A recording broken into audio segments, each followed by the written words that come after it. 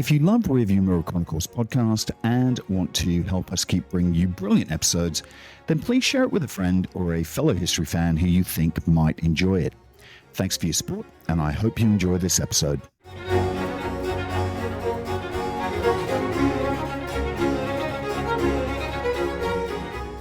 Hello, I'm Keith Houghton.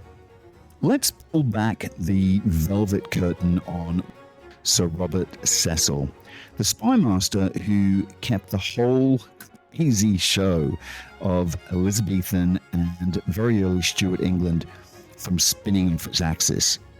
Now, you might picture spies as, dashing figures slipping through the shadows with poisoned chalices and coded notes. But Cecil, he was no swashbuckler. He was small, sickly, and rather stooped, a man you'd barely notice in a crowd. And yet, make no mistake, he was the sharpest mind in the room, and more often than not, pulling the strings.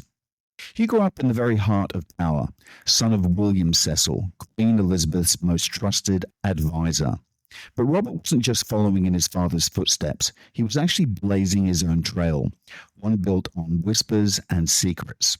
After Francis Walsingham, the original spymaster, passed on, it was Cecil who actually took the reins and spun England's intelligence network into something very modern.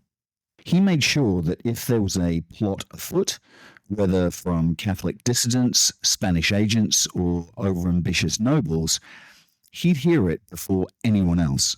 And if you so much as muttered, "Down with the Queen," after too many ales in the back of a pub, odds are Cecil would already know your mother's maiden name and your favorite hiding spot. Cecil's genius went beyond eavesdropping. He was the architect of smooth succession. When Elizabeth was fading and the whole nation was bracing for a bloodbath over who'd rule next, Cecil quietly opened back channels to James VI of Scotland. And by the time the Queen breathed her last breath, every detail was already ironed out. The handover was bloodless, almost boring, actually, which, if you know English history, is a minor miracle. And then there was the famous gunpowder plot. Guy Fawkes, remember him? The man with the explosives under Parliament? Well, no match for Cecil's network. His agents sniffed out the plot, reeled in the conspirators, and delivered them very neatly to the hangman, all in a day's work. Or did they? You'll have to wait and see. Was he loved? Hardly. Cecil was mocked for his looks and his limp. He was often called a goblin and a spider, but people feared him. The truth is, while others grabbed for glory, Cecil played the very long game. He kept the kingdom stable when it could have so easily fallen to pieces. And he did it not with swords, with secrets, with calculation, and with sheer nerve. So the next time you picture a spymaster, don't think of the dashing cloak and dagger types. Think of Robert Cecil, the quiet man in the corner, always listening, always planning, and always one step ahead of everyone else. So, who was Robert Cecil actually working for? Or was he the spymaster too? Well, here's the twist. Not just one monarch, but actually two. That's how good this man was. First, he served Queen Elizabeth I, and if you picture Elizabeth in her later years, she was very paranoid. She was surrounded by plots and whispers, always a dagger or a papal bull lurking in the dark. And Cecil was her right hand, the man she trusted to effectively keep her alive, sometimes quite literally. If there was a conspiracy brewing in a candlelit tavern or a secret message crossing the channel, Cecil was the one intercepting it. He basically inherited the entire web of spies from Walsingham, and if anything, he made it even more formidable, more scary. Then, when Elizabeth finally passed and the kingdom braced for chaos, Cecil actually pulled off his greatest coup, ushering in James VI of Scotland to become James I of England and Scotland, without a civil war, without a coup, without even so much as a whiff of chaos. And here's the thing, he didn't miss a beat. One day he's working for the Virgin Queen, and the next he's running the show for her Scottish successor. James might have fancied himself a wise young owl, but even he knew that, when it came to secrets and security, you didn't sideline Robert Cecil. So, for a golden stretch at the turn of the 17th century, Cecil was the man behind the throne for both Elizabeth I and James I, the keeper of royal secrets, the handler of their spies, the quiet architect, I think, of stability in one of England's most turbulent eras. And I actually think that's the mark of a true spymaster, outlasting your queen, keeping your head, more importantly, and making yourself absolutely indispensable to the new king as well. Cecil is the subject of a new major biography by Professor Stephen Olford. And in this episode, he talks to me about the unheralded titan of the Tudor and Stuart dynasties. In the preface of your new book, you write that Cecil presented a mask to the world. What was that mask, and what do you think was behind it? I think the mask really was simply Cecil being a dull bureaucrat. I think a really good place to start is the classic portrait, the John de Critz portrait, and he's there with the tools of his trade, pen, paper, various official paraphernalia, and he's dressed, very sort of sedately in his business suit of black. And I think, that's just above the surface. There's a kind of iceberg quality to some of this. You kind of see you see a little bit of Robert Cecil, I think, above the waterline. There's a lot down below. In many ways, it's the role that he was expected to perform. He was an official, he was a privy councillor, he was a minister, eventually he's the Queen's secretary. So very sort of serious and steady. And speaking of roles that he was expected to perform, he did, of course, follow in the footsteps of his father, Lord Burleigh, who was another political titan of the Elizabethan age. I wonder how similar the two men were. Well, it's really interesting. The relationship is complex. Robert was very much his father's apprentice, very much trained to rule. I think in many ways he was a conscious legacy project, really, for his father. I got the sense in writing the book that there was really no choice, for Robert about future career, that he was trained to serve and trained to be a minister and kind of internalized his father's formidable work ethic and political grip. I think there's a sort of generational difference. I think Robert Cecil's a really interesting case study in second generation power. And a lot of the benefits that come from that, having a family well established at court and a real sense of kind of political control and grip because of his father, who served Elizabeth right from the beginning of her reign. The downside is one of expectation that either people resent that, power has passed to yet another Cecil, but also the expectation that he's going to be just like his father. In a sense, I don't think he is quite. I think with Burleigh, you tend to get what you see on the surface. There is a kind of solidity there. There is a sense of grip and purpose. He wrote in very, very plain words. He was uncompromising. With Robert, I think there's more of a kind of chameleonic feel. He moves around, he shifts a bit. He's slightly different people at different points in different situations.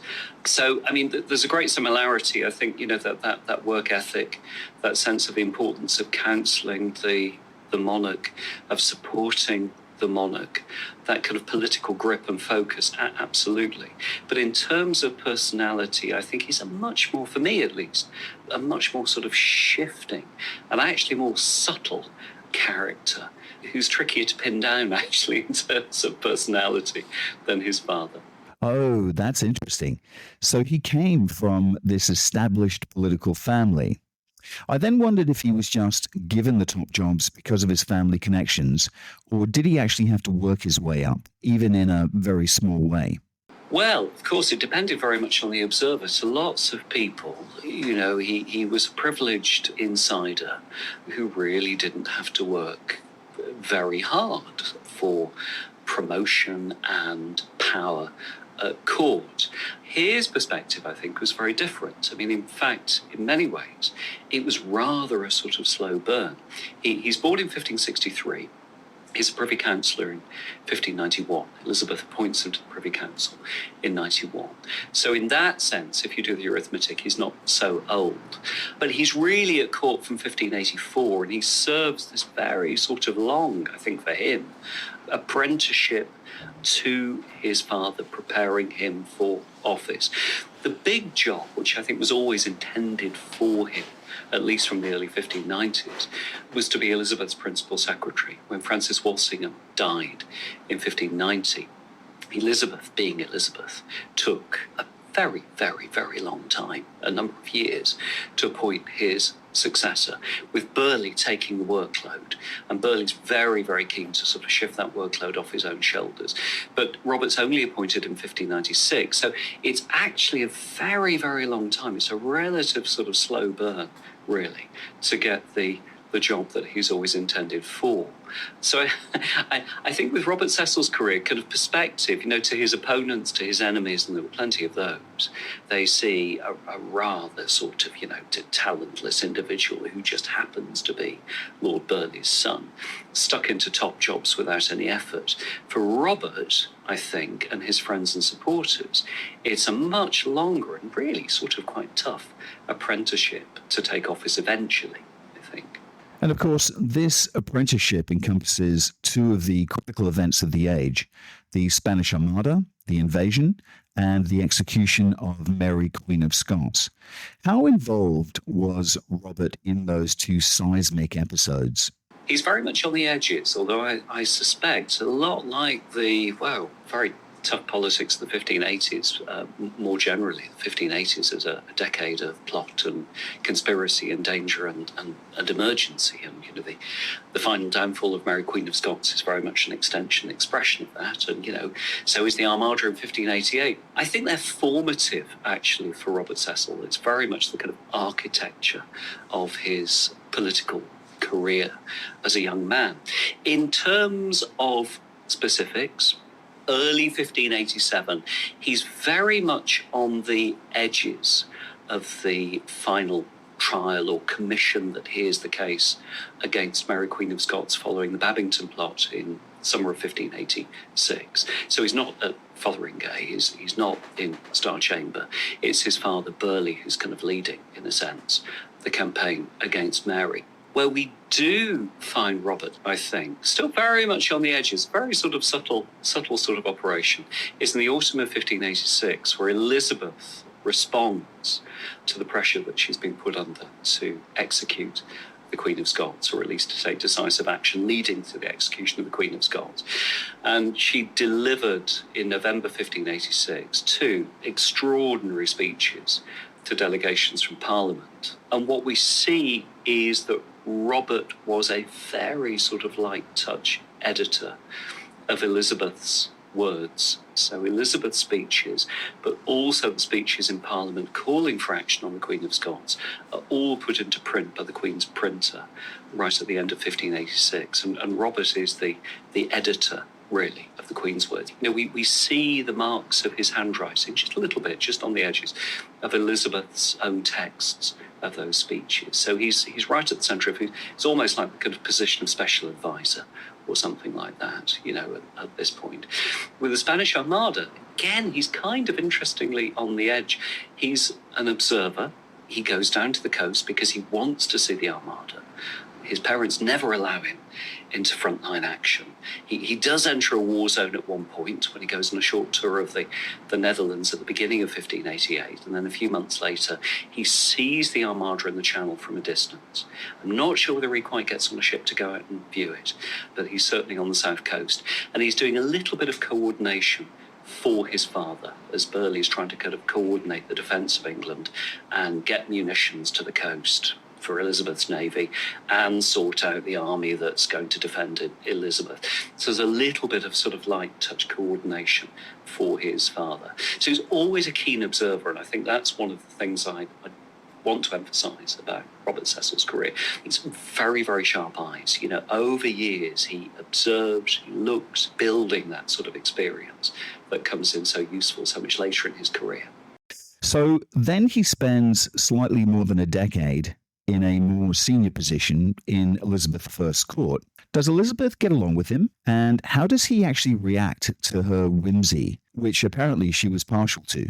I think with remarkable skill. Again, this is where, if I can go back to the de Cretz portrait, it's very formal and it's very stiff. The expression on his face doesn't give a whole lot away. He looks like a bit of a technocrat, really.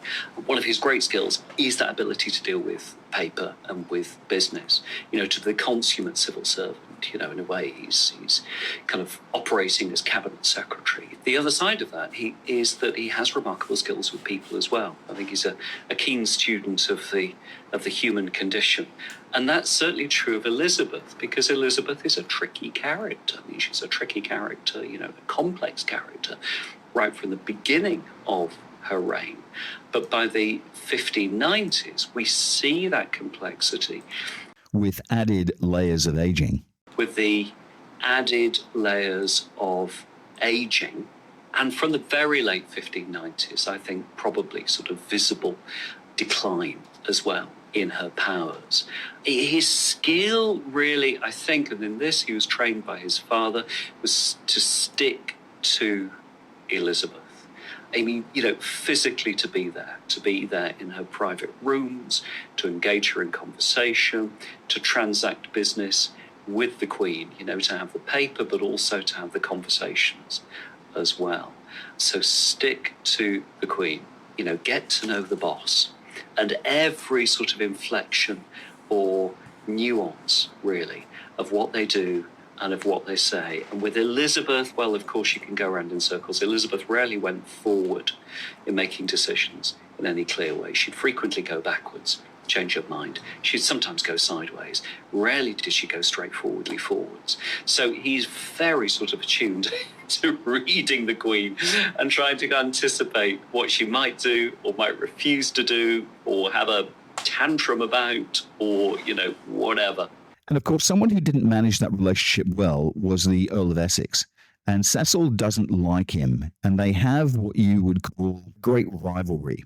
Can you tell us about Cecil's role and Essex's downfall? Because it was quite spectacular. This, too, is very complex. And the whole relationship between the two Roberts, between Cecil and Devereux, Essex, is so interesting. It goes back to boyhood.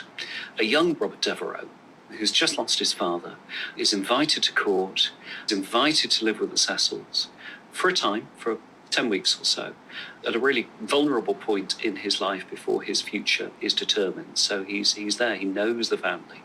Burleigh is a guardian, Burleigh looks after the very young Robert Devereux. And the arrival of Essex at court, he's the starlit courtier of the mid-1580s. At that point, I think, relations between Essex and Cecil are pretty good. It takes time for Robert Essex to settle in at court and to get the promotion that he thinks he deserves. It takes him longer than Robert Cecil to become a Privy Councillor. And then we see, I think, Essex's ambitions sort of take off. He really sees himself by the mid-1590s as Lord Burleigh's natural kind of heir and successor in a sense. As Elizabeth's chief minister, he's pushing very hard to determine policy. He wants a very kind of aggressive position, for example, on the war with Spain. He wants control over patronage. He wants all the kind of goodies and promotions at court that are in the gift of the Queen for his own clientele, for his own followers, his own kind of extensive entourage.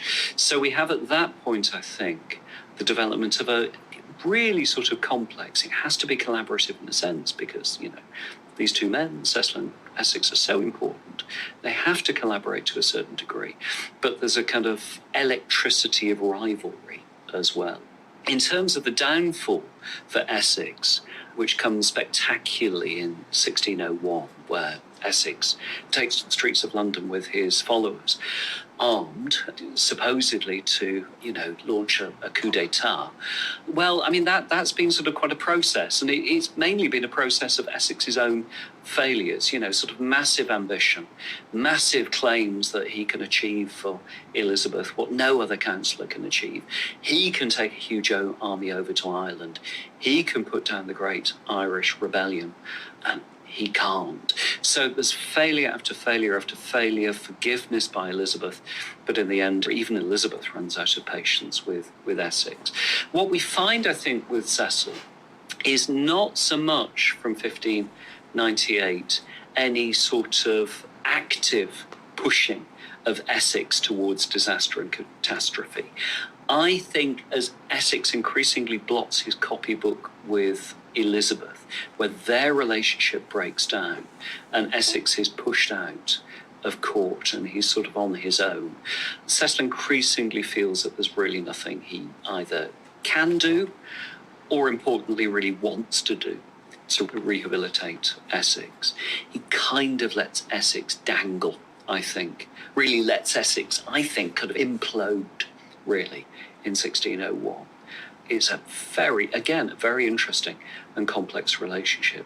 The late Elizabethan world is full of complex relationships. None of these characters are straightforward or two-dimensional.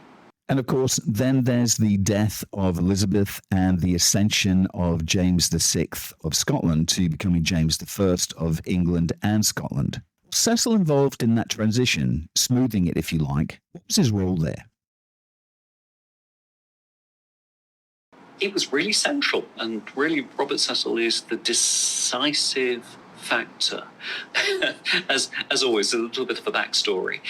Robert Devereux, 2nd Earl of Essex, had really been James VI's man at Elizabeth's court. They had come to, through intermediaries, an understanding by the mid-1590s that if anyone was on James's side, as probably that by that point the lead potential claimant to be Elizabeth's successor, then it was going to be Essex.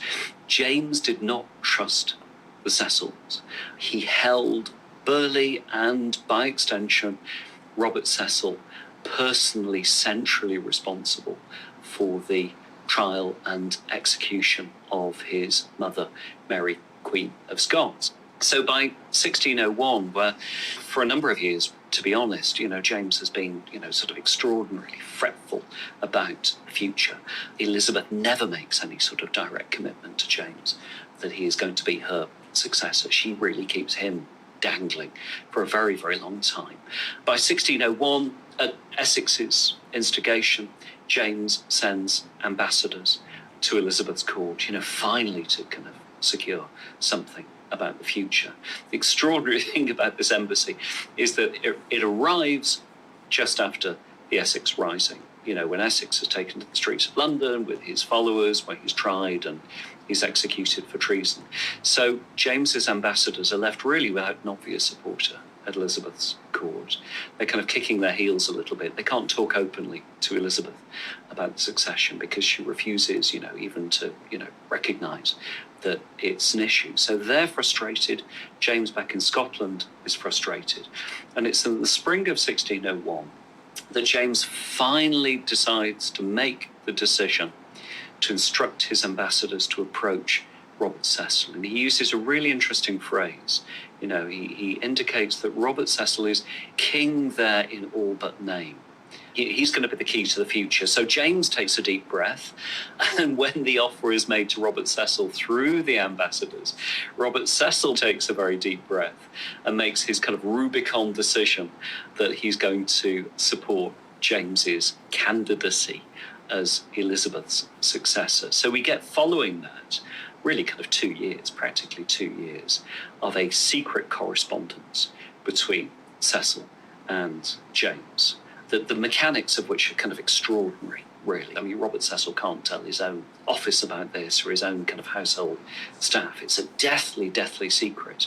But James builds this relationship with Cecil, and Cecil builds a relationship with James by correspondence on this understanding that Cecil will help James to become king when Elizabeth dies. So we have this extraordinary nearly 2 years of Cecil serving Elizabeth and saying that he's serving Elizabeth best by ensuring a smooth succession, and that there's not going to be kind of political chaos at the end of Elizabeth's reign. But also he's serving James and he's preparing himself for the new regime and the new dynasty. So he's really, really central, actually. You know, I've always seen him as a chameleon-like figure, someone who wouldn't stand out. And of course, they make the best spy masters. Is that how you see him?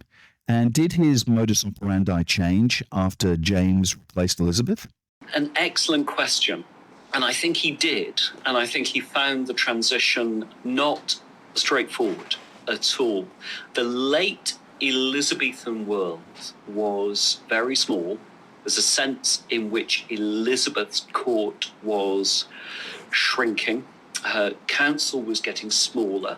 Robert Cecil, by the very, very late 1590s, was one of 3 or at most 4 privy councillors who were effectively kind of running the show. And then suddenly in 1603, rather than an aged and declining queen, you have this 30-something king who, you know, has been ambitious for the thrones of England and Scotland for years. He's full of life. He's full of intellectual energy. He's full of vim and vigour. He can't wait to get south from Holyrood down to Westminster, down to London. And he brings with him this huge kind of court. And the old English establishment really has to get used to this new king and a new kind of court on a new scale. A massively expanded Privy Council, a king who is all about, you know, kind of generosity, gifts, titles, patronage. So even after that nearly 2 years of secret correspondence of Cecil, you know, building a relationship with James over a distance, we see, I think, you know, Cecil having to get used to an absolutely different management style on the part of his boss. Elizabeth and James couldn't be more different. And I think, you know, Cecil does actually get cast in James's reign very much as the sort of serious bureaucrat who's always stuck at his desk. I mean, James often jokes about this with Cecil. Elizabeth's nickname for Cecil was her pygmy, which you know, it's a rather sort of cruel, malicious sort of comment, really, on his physicality. He's sort of quite small. He has curvature of the spine. James's nickname for Robert Cecil was his little beagle. So you see, you've still got something of the size. And the beagle's a very sort of small hunting dog. So we have this recharacterization of Cecil as this sort of small, important, functionary, often while James is off hunting. You know, James is a natural micromanager, but at the same time he's an absentee micromanager, leaving Cecil to deal with matters of government. So that adaptation, I think, was actually quite tricky for Cecil. Robert Cecil was famously slight and physically distinctive, you know, even by Elizabethan standards. He was notably small in stature, described by contemporaries as being short. I think they estimated he was about 5 foot tall, maybe a little bit less. He had a hunched back due to scoliosis, giving him a pronounced stoop and a somewhat misshapen appearance. But all the reports say that he had intelligent eyes and a sharp, expressive face. And he dressed with meticulous care. I think probably aware that his position at court meant that he was always under scrutiny. Do you think his appearance affected the way that he operated as a politician? It's always there as a theme, rarely referred to in a very direct sort of way. My own not strongest constitution was how he put it in early 1588, you know, which is very sort of understated.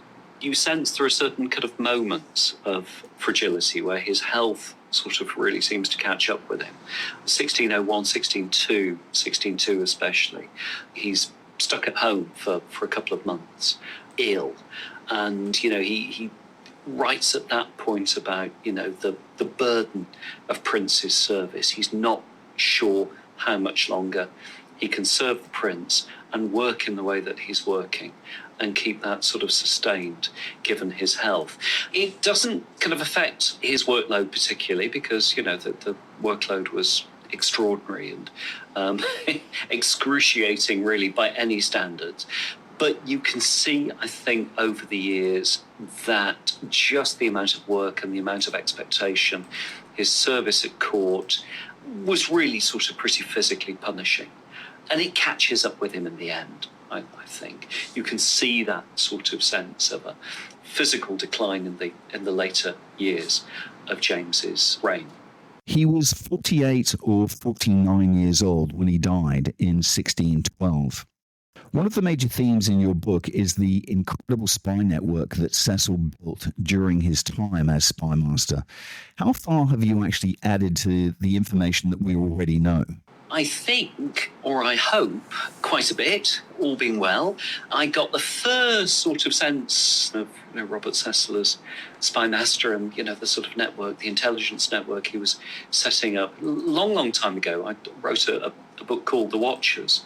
I think, I stick my neck out a little bit, but I think that even taking into account of the reputation of Francis Walsingham, of course, we all recognise Walsingham as the great Tudor spymaster, even by Walsingham standards, Cecil had in place by the late 1590s a really sort of planned, organised, properly funded and coherent network of spies and intelligences across most of the main areas of Europe that really kind of affected Elizabeth's government and its decision-making. A lot of it on military intelligence along the Atlantic coast, down to the Bay of Biscay, into northern Spain.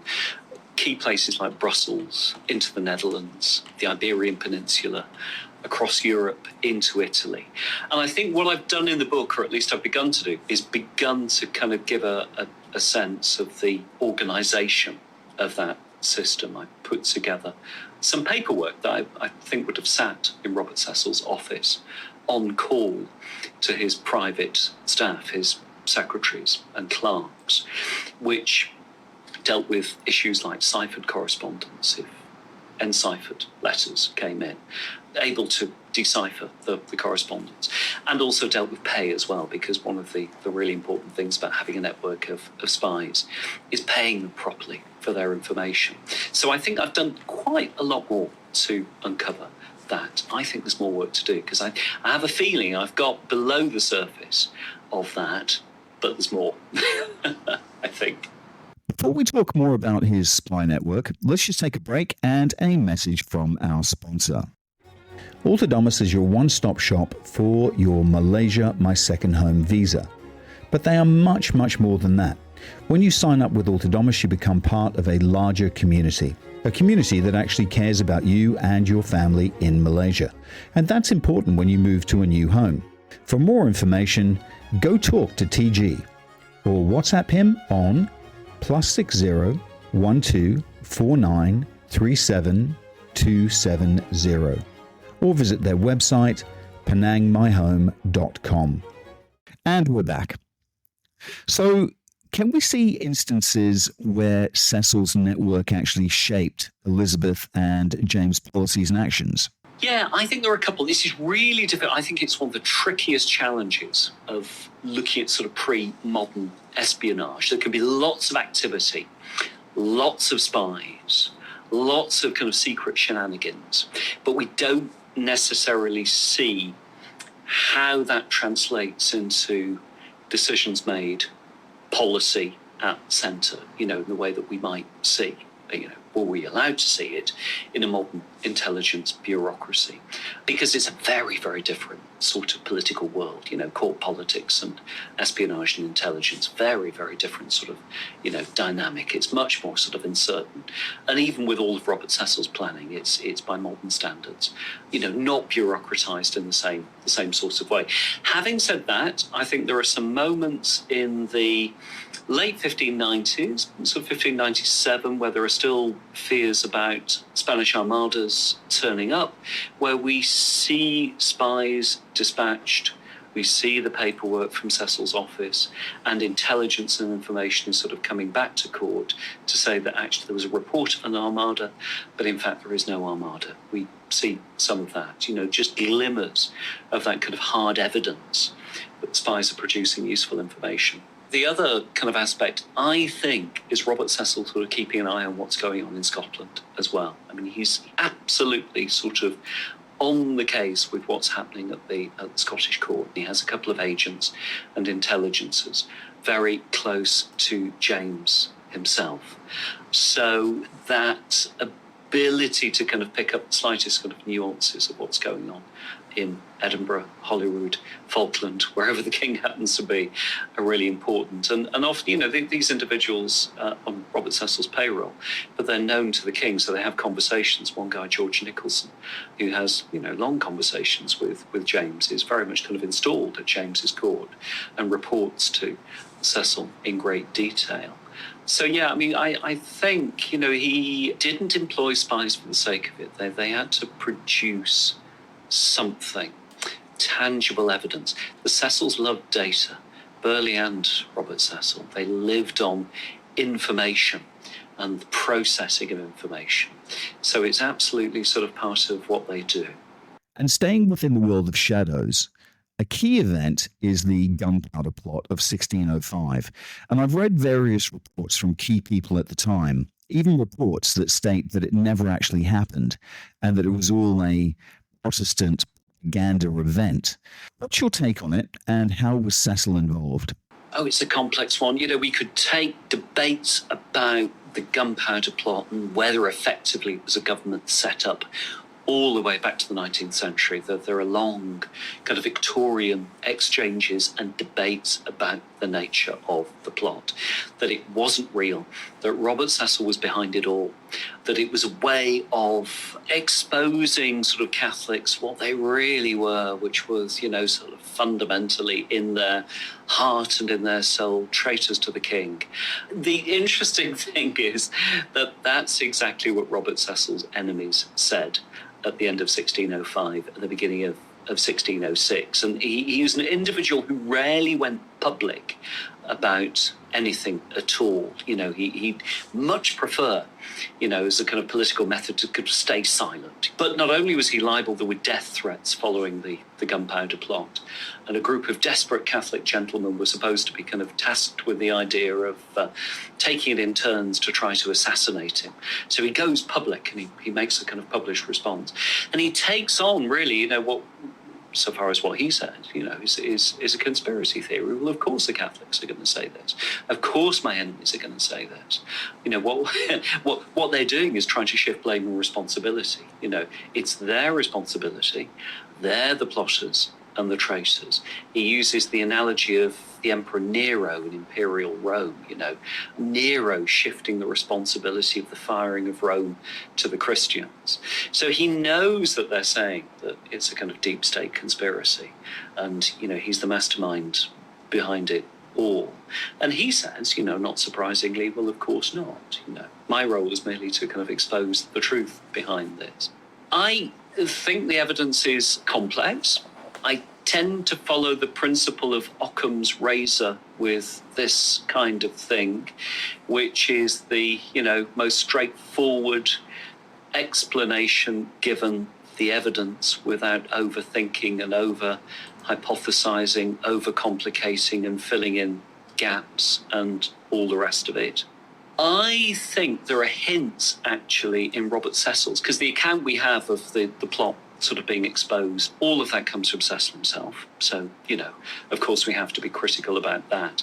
But I just detect the slightest sense in which he's playing up his own kind of ministerial knowledge in this. There's some time between the presentation of the Monteagle letter to Cecil and eventually Cecil talking to the king about it, and, the final action, the uncovering of the barrels of gunpowder, the arrest of Johnson, who turns out to be Guy Fawkes. One way of reading that is that, Robert Cecil's been kind of nourishing this and promoting it and just kind of letting it develop. I think actually he's slightly caught on the back foot with it. I'm going to offer that as a kind of working theory to be tested. I don't think he knew quite as much as he might have known about that plotting. And my suspicion is that a lot of the energy that he throws into the investigation is, in a sense, to kind of cover a gap of knowledge on his part. He certainly has one informant, a chap called William Udall, who claimed later that he had told Robert Cecil about the early moments of the gunpowder plot a year or so before the plot was exposed in its very early phases, and that Robert Cecil had simply sort of poo-pooed the whole notion. And in a strange sort of way, I think I lean a little bit actually towards Udall. He did have fabulous sources. Yes, Robert Cecil had fantastic sources of information about some things. He could pick up military intelligence, he had his spies, but he didn't know everything. And I suspect it's a gap. I'm going to offer that as an idea. Lots of people have different views, I think, and always will about the gunpowder plot. So Cecil served 2 power monarchs during his time. What would you say were his standout achievements during that time? Well, I'll start with a big failure, which is really as James I's Lord Treasurer. He nearly did, but he couldn't quite pull off the kind of big deal with Parliament in 1610 that could have put the crown on a proper financial footing. And, with who knows what consequences for the 1620s, 1630s, 1640s, that could have been a game changer really in 17th century British history. But he didn't. James pulled the plug on the Great Contract, the so-called Great Contract, and in a sense, I think, to a certain extent, pulled the plug on Robert Cecil himself. And certainly I think their relationship was never quite the same again. That's, I think, the big failure. The big success, the standout success, I think really has to be 1603 and the dynastic transition, Tudor to Stuart. I think it's very easy for us with comfortable hindsight to say, well, it's a peaceable transition, everything's okay. Everyone knows, of course, that James is the natural successor to Elizabeth. Of course, it was going to be all right. I think that is not how it looked in 1603. I don't think that's how it looked in 1601. And frankly, the 1590s is just so dreadful in terms of social dissent, political insecurity, the war with Spain, Ireland going up in flames. I mean, the whole kind of late Elizabethan situation is so horribly, horribly challenging. So I think, in a sense, to navigate that, to keep the show on the road, to bring Elizabeth's reign to a peaceful conclusion, to avoid civil war and contest, to kind of police the kingdom in 1603, to introduce James and to kind of integrate James into the English system, to kind of fuse Scotland, England, Ireland together. I think that really has to stand out as his greatest success. I mean, weirdly, though, we might say that it was so successful that it's a success that's really easy to miss, because we quite simply take it for granted at times. I totally agree. So despite the successes that he had, he doesn't seem to have been, I suppose, missed after he died. Do you think his position tempered his passing? Yeah, I think a number of reasons. In part, it's an issue of second-generation power. I think it's, one element of this is Burghley's positioning of Robert as his, sort of political heir and successor into that role of power at court, which lots of the Cecil's enemies and critics, and there were plenty of those because they were such a powerful family and they had so powerful a grip on policy and especially patronage. I think lots of those critics saw Robert Cecil as a man over-promoted and actually sort of fundamentally unsuited to power and the importance at court that he came to have. I think there was a physical dimension. We've talked a little bit about his scoliosis, about his kind of physical frame, small frame. He's anything but the model of a courtier. The ideal courtier, in many ways, physically, is the Earl of Essex. He's tall, he's handsome, he's glamorous, all of those things on the side of the courtier. And Robert Cecil isn't. So I think actually there's a kind of deep undercurrent of resentment and hostility about someone so fundamentally unsuited to having that sort of power at court. And I think that sort of, that really sort of percolates all the way through the 1590s. So he's the most libelled political figure at the end of Elizabeth's reign and the beginning of James's. There are libels and libels and libels about Robert Cecil. So that sort of level of resentment, I think, really sort of builds over time. You've spent many years researching his life, and you've written what I think is an amazing account of his life. There seems to be, I don't know, as I came to the end of the book, I thought something was missing. What secrets do you think still remain about him? Oh, I think there's a lot. I think there's a lot still there. On the Jacobean side of things, I think there's certainly more that we need to know about Cecil's adaptation to the Jacobean court and to Jacobean politics, which is so complex, and it's such a different world for him, I think. I'd like to know more about his sort of family relations. I think we need to know a little bit more, actually, about the secret correspondence. I think those letters that Robert writes to James between 1601 and 1603 are absolutely sort of full of rich material that really tell you about Robert Cecil's mind. They tell us about how he saw the world, how he understood his role. They give us a sense of Robert Cecil, the intellectual and the thinker. So I think there's a lot more that we could do with that. And you were conscious of writing it, weren't you? I was very conscious in writing it that although it's really quite a big book, there's so much more to do. He's such a rich character, and there are lots of lines of inquiry that I may not do, but I really hope that somebody takes them up.